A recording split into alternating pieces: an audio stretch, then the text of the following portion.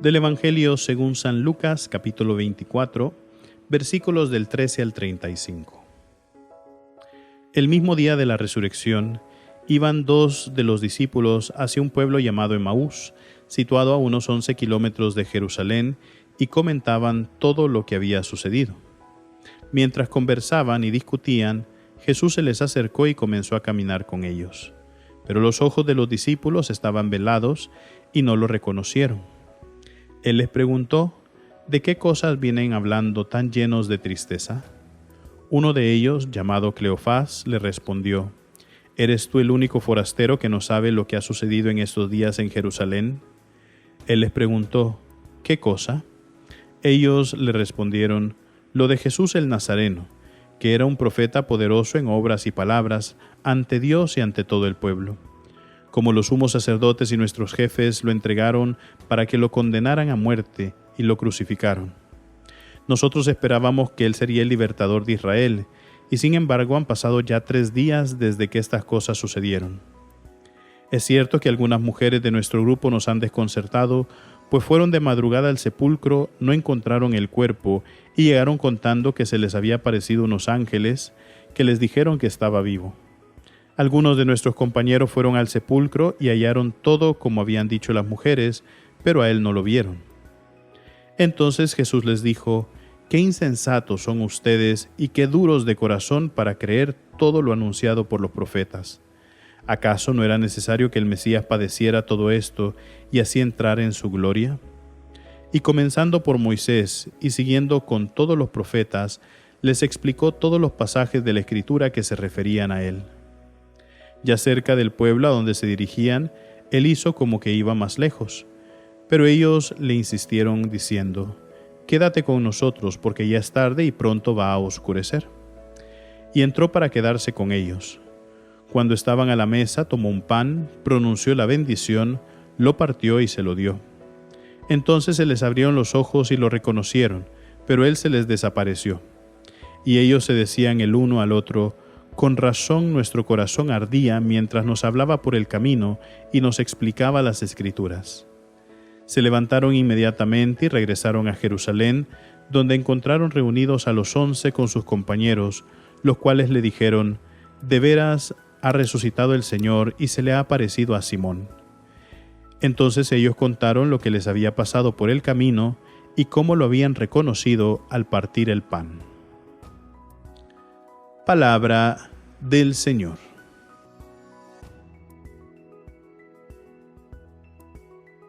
Queridos hermanos, muchos de los evangelios que nosotros escuchamos en esta octava de Pascua seguramente ya los hemos escuchado muchísimas veces y son hermosísimos. Hoy hemos escuchado este pasaje de estos dos discípulos que van camino a Emaús, tristes, como decepcionados, al ver de que el Señor pues había muerto y que ellos, si bien es cierto, habían escuchado el testimonio de las mujeres que decían que había resucitado, habían escuchado también el testimonio de los discípulos que habían visto la tumba vacía, pero aún así, como no habían tenido la experiencia tangible, concreta, real con el Señor resucitado, entonces no terminaban de creer. Y a veces nos sucede a nosotros de la misma manera. Nosotros somos como Tomás muchas veces, ¿verdad? Que Tomás, ya lo vamos a leer, ¿verdad? Dice hasta no ver, ¿verdad? Hasta no meter mi mano en la herida de su costado, hasta no poner mi dedo también en las heridas de los clavos en las manos, no voy a creer. Y lo mismo le pasaba a los discípulos de Emaús, solo que ellos, claro, no lo decían así abiertamente como Tomás, ¿verdad? Porque habían escuchado la palabra de las mujeres, habían escuchado la palabra de los discípulos y decían, pues sí, pero no creemos, y entonces nos vamos, ¿verdad? Nos vamos, regresamos a nuestra vida anterior, regresamos a lo que hacíamos antes, nosotros pensábamos esto, fue un episodio triste, fue un episodio duro, bonito, claro, experimentamos muchas cosas bonitas con la predicación, con la sanación de los enfermos, pero bueno, Jesús ya no está. Jesús ya no está. Y yo creo que eso le sucede muchas veces a varias religiones, queridos hermanos, ¿no? Hay varias religiones que cuando nosotros las vemos cómo funcionan, funcionan solo como religiones de templo.